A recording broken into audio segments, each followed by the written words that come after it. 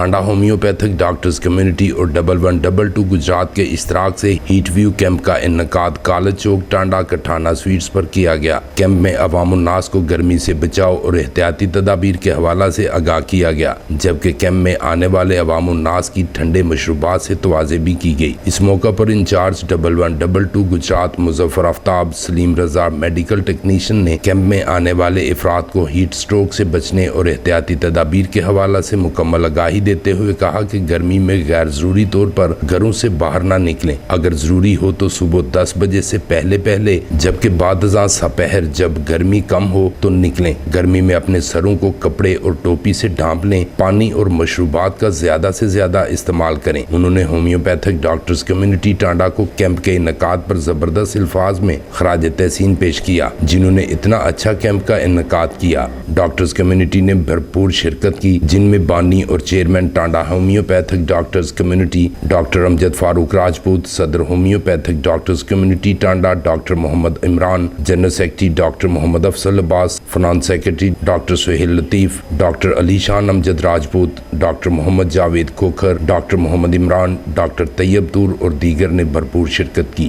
Manzoor Malik, BB1 news ٹانڈا۔